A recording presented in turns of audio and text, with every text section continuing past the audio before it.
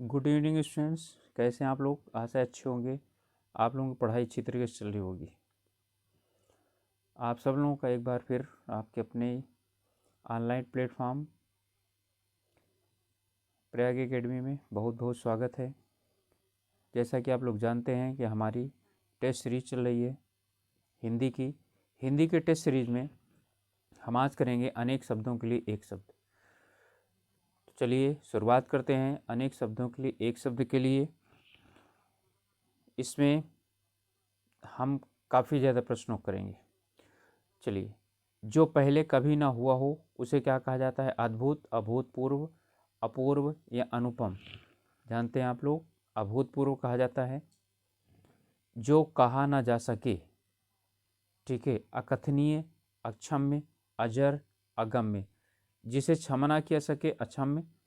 जो मरे ना, ठीक है, वो अजर, ठीक है। जिसे कभी बुढ़ापा ना आए, जर का मतलब बुढ़ापा, उसे अजर बोलते हैं। अगम में जहाँ पर पहुँचना कठिन हो तो क्या हो गया?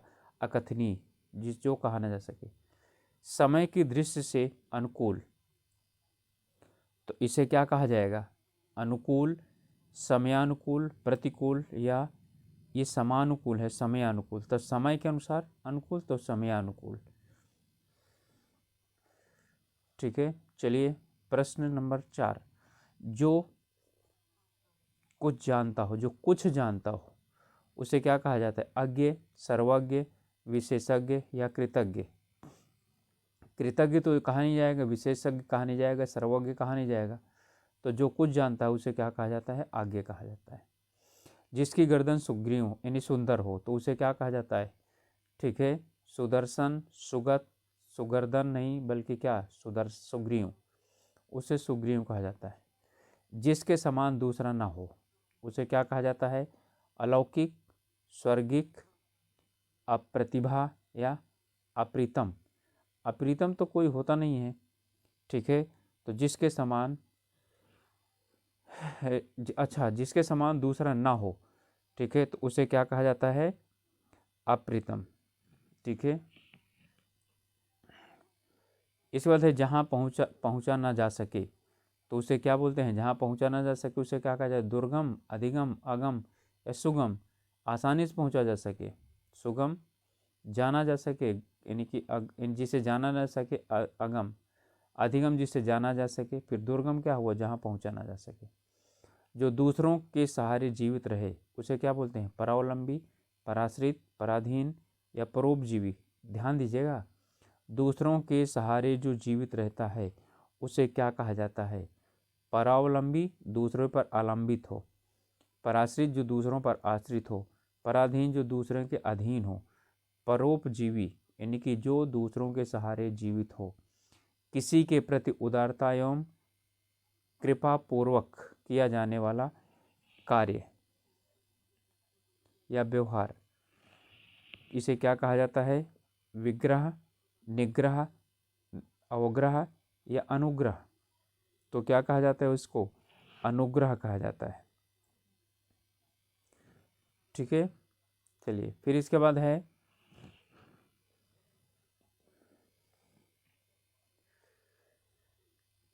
जिसे पार करना कठिन हो उसे क्या कहा जाता है? निगम, आगम, दुर्गम या अगम्य। जिसे पार करना कठिन हो, ध्यान दीजिएगा, तो पार करना जिसे कठिन हो उसे क्या कहा जाएगा? दुर्गम, ठीक है, अगम्य नहीं। जो शत्रु की हत्या करता है उसे क्या कहा जाता है? शत्रुघ्न, नश्वर, जन्मांध या निर्दयी। इसमें दया न हो, निर्दयी। जन्म से अंधा, जन्मांध। नश्वर, जो समाप्त हो जाता हो। शत्रुघ्न का मतलब जो शत्रु की हत्या करता हो, शत्रुओं का हनन करने वाला, ठीक है, वो क्या चीज़ हो गया? शत्रुघ्न हो गया, ठीक है। चलिए, जिसके आर पार देखा जा सके उसे क्या बोलते हैं? दूरदर्शी नहीं, दूर से देखने वाला, ठीक है। सूक्ष्मदर्शी, छोटी चीज़ों को देखने वाला। पारदर्शी, आर पार देखने वाला। अतलदर्शी, जो क्या चीज़ है? यानी कि बराबर, यानी नीचे और ऊपर के तलों को न देख सकता हो, अतलदर्शी। तो यहाँ पर क्या हो गया? पारदर्शी। हर काम को देर से करने वाला। दीर्घदर्शी, अदूरदर्शी, विलंबी या दीर्घसूत्री। ठीक है, तो जो किसी भी कार्य को देर से करता है उसे बोलते हैं दीर्घसूत्री। जो सरलता पूर्वक प्राप्त किया जा सके उसे क्या कहा जाता है? सरल, सुलभ, सुंदर या सुप्राप्य। तो क्या चीज़ हो जाएगा? ठीक है, सुप्राप्य होगा। इसके बाद है प्रश्न, जिसका अनुभव शरीर को ना हो। जिसका अनुभव शरीर को ना हो उसे क्या कहा जाता है? सॉरी स्टूडेंट्स, ये अगोचर की बात कर रहा है। अगोचर किसे कहा जाता है? जिसका अनुभव शरीर को ना हो, अगोचर, या जिसका अनुभव हृदय को ना हो, जिसका अनुभव इंद्रियों को ना हो, या जिसका अनुभव बुद्धि को ना हो। देखिए, बुद्धि को अनुभव नहीं होता, अनुभव सिर्फ इंद्रियों को होता है। ठीक है, तो अगोचर का मतलब है जो इंद्रियों का के द्वारा अनुभव ना किया जा सके वो अगोचर होता है। अब युयुत्सु क्या होता है? दूसरों को हंसाने वाला, युद्ध करने की इच्छुक, लड़ाई में शहीद हो जाने वाला, या सदर अमर रहने वाला। ठीक है, तो इसके लिए क्या चीज़ होगा? युयुत्सु जो होता है वो ऐसा व्यक्ति होता है जो युद्ध करने का इच्छुक हो। तो युद्ध करने के इच्छुक को क्या कहा जाता है? युयुत्सु कहा जाता है। प्रत्युत्पन्नमति, प्रत्युत्पन्नमति का मतलब क्या होता है जानते हैं आप लोग? ठीक है, उत्तर न देने की क्षमता, बिल्कुल नहीं। जो तत्काल उत्तर दे सके, ऐसा संभव हो सकता है कि यही हो। जो फिर से उत्पन्न हुआ हो, जिसकी बुद्धि में नई नई बात उत्पन्न होती हो, ठीक है, उन्हें कहा जाता है। तो जो मैंने बताया इसमें खा, जो तत्काल उत्तर दे सके उसी को क्या कहा जाता है? प्रत्युत्पन्नमति, यानी जो तुरंत उत्तर दे सके, ठीक है, उसे प्रत्युत्पन्नमति कहा जाता है। फिर इसके बाद आता है अंकेक्षण। ठीक है, अंकेक्षण का अर्थ क्या होता है? आय व्यय के अंकों की जांच करने वाला, अंगरक्षकों का कर्म निर्धारित करने वाला, अंकों के साथ खेलने वाला, या गणना करने वाला। अब देखिएगा, अंकेक्षक का पेनिकी की बात कर रहा है, तो अंकेक्षक कौन सा होगा? ठीक है, अंकेक्षक वो होगा जो अंकों को यानी आय व्यय के आंकड़ों की जांच करता हो, तो उसे बोला जाता है अंकेक्षक। जिजीविषा, जिजीविषा क्या होता है? जीने से मुक्ति की इच्छा, जीवन की इच्छा, या जीविका कमाने की इच्छा, या किसी चीज़ को पाने की तीव्र उत्कंठा। ठीक है, तो जिजीविषा क्या होता है? जीने की इच्छा को क्या कहा जाता है? जिजीविषा कहा जाता है। ये बहुत प्रश्न पूछा जाता है, इसे ध्यान रखिएगा। ठीक है, इसके बाद आता है पार्थिव। पार्थिव का मतलब क्या होता है? तो पार्थिव का मतलब जिसका संबंध मनुष्यों से हो, जिसका संबंध पृथ्वी से हो, जिसका संबंध ईश्वर से हो, जिसका संबंध प्रथा से हो। प्रथा से नहीं, जिसका संबंध किससे हो? पृथ्वी से हो, तो उसे कहा जाता है पार्थिव। ठीक है, जिसे आप इहलौकिक या सांसारिक भी बोलते हैं। ठीक है, अब आगे है यायावर। यायावर जानते हैं किसे कहा जाता है? जो इधर उधर घूमता रहता है। ठीक है, जिसके जीवन का कोई निश्चित उद्देश्य ना हो, किसी भी वस्तु को अकस्मात प्रस्तुत करने वाला, एक स्थान पर टिककर न रहने वाला, या इधर उधर निर्दोष घूमने वाला। ठीक है, तो कौन सा हो गया? एक स्थान पर टिककर न रहने वाला, उसे बोलते हैं यायावर। वही है, यानी कि क्या है? वो इधर उधर घूमने वाला हो लेकिन निरुद्देश्य। और यहाँ पर भी है, ठीक है, जिसके जीवन का कोई निश्चित उद्देश्य ना हो, लेकिन इसका वास्तव में जो यानी कि एक शब्द है यायावर, वो इसका है एक स्थान पर टिककर न रहने वाला। फिर है पृष्ठव्य। अब पृष्ठव्य देखिए, पूछने योग्य, बीता हुआ, जिससे प्रश्न पूछा जा सके, या पीछे देने योग्य। पृष्ठव्य यानी कि अलग अलग कर लीजिए और अर्थ क्या कर लीजिए? निकाल लीजिए इसका। ठीक है, तो पृष्ठव्य का मतलब क्या हुआ? पूछने योग्य होगा। ठीक है, जो ममत्व से रहित हो।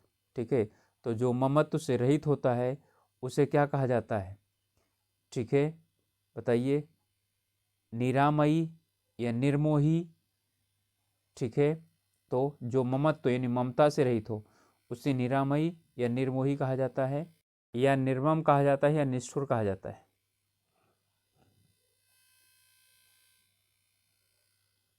ठीक है, तो जिसमें ममता ना हो उसे बोलते हैं निर्मम।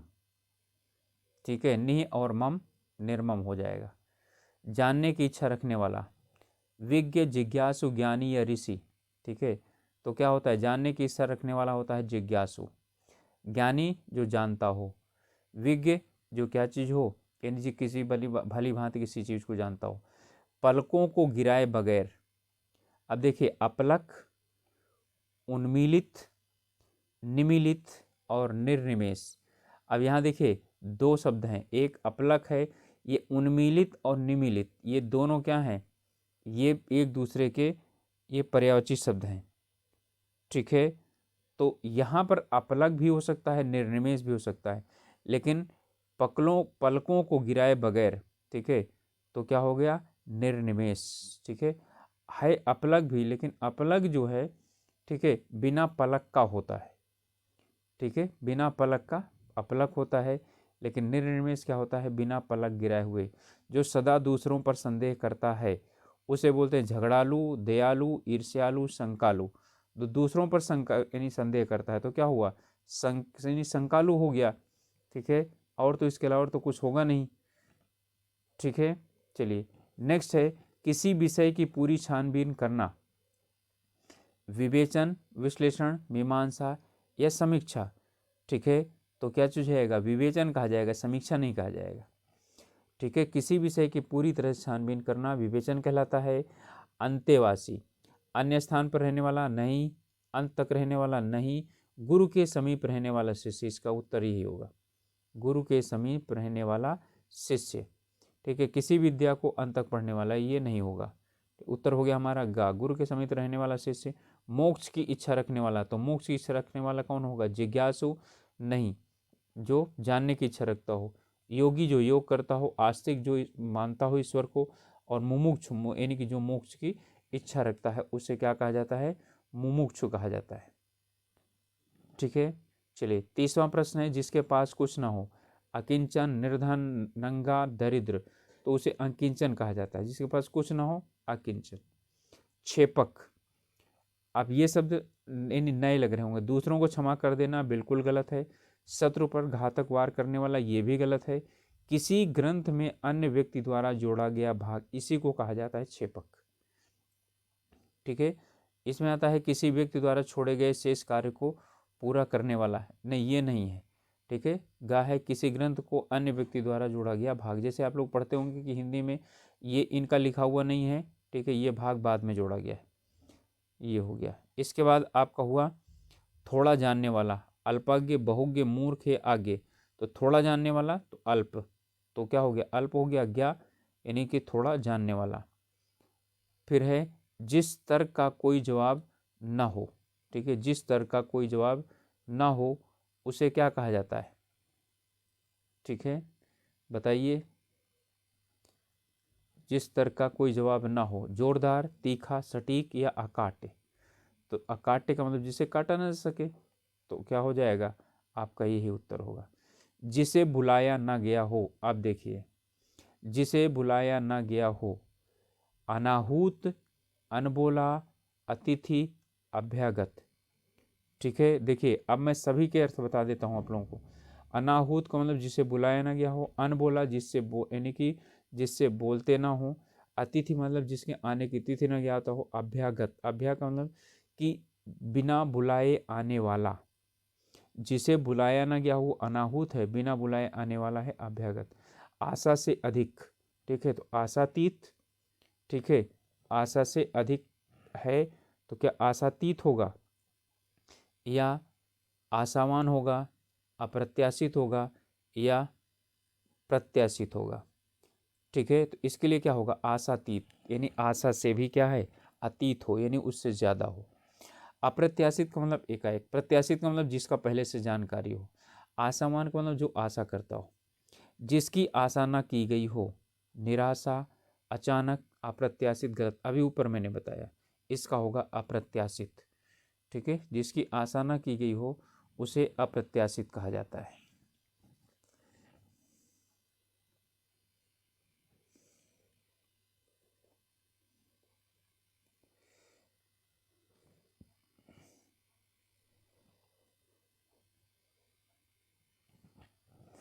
चलिए, जो आंखों के सामने ना हो उसे क्या कहा जाता है, प्रत्यक्ष। ये तो आंखों के सामने हो, प्रत्यक्ष बोलते हैं। अप्रत्यक्ष, दूरस्थ या परोक्ष। अब बताइए अप्रत्यक्ष या परोक्ष में, ठीक है, दो होंगे, ठीक है, इसमें कौन सा होगा? परोक्ष, ठीक है, जो सामने ना हो। फिर इस बात है, जो किए गए उपकारों को मानता है, कृतज्ञ इसी को कहा जाता है। कृपा पात्र, जिस पर जो है ना कृपा की जानी हो। उपकारी, ठीक है, जिस पर उपकार किया गया हो। सुपात्र का मतलब अच्छा पात्र। फिर इसके बाद यानी कि इसका जो किए गए उपकार को मानता होता है कृतज्ञ होता है। किए गए उपकार को नहीं मानने वाला कृतज्ञ होता है। जिस स्त्री का पति जीवित हो उसे क्या बोलते हैं? कामिनी, सुभगा, सधवा या मधवा, ठीक है। तो क्या कहा जाएगा इसके लिए? देखिए कामिनी तो स्त्री का पर्यायवाची है, सुभगा भी यानी कि वो है, लेकिन सधवा उसे कहा जाता है जिसका पति जीवित हो, और जिसका पति जीवित न होता उसे विधवा बोलते हैं। तो सधवा का विलोम हो गया विधवा, ठीक है। फिर इस बात है, जिसका इंद्रियों से अनुमान ना हो सके, तो क्या चीज़ हो गया? जितेंद्रिय, बिल्कुल नहीं। अतीन्द्रिय, कालजयी या सर्वजयी, तो क्या होगा? अतीन्द्रिय, जो इंद्रियों के परे हो, ठीक है, उसे कहा जाता है अतीन्द्रिय, ठीक है। चलिए, किसी बात को करने का निश्चय, यानी कि किसी बात को करने, कोई काम है उसे करने का जब हम निश्चय कर लेते हैं तो उसे क्या कहा जाता है?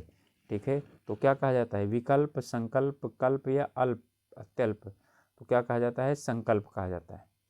वह स्त्री जिसका पति परदेश से आने वाला हो, ध्यान दीजिएगा, जिसका पति परदेश से आने वाला हो। आगत पति का, पोषित पति का, प्रवत्स्य पति का, आगमिष्यत पति का, ठीक है।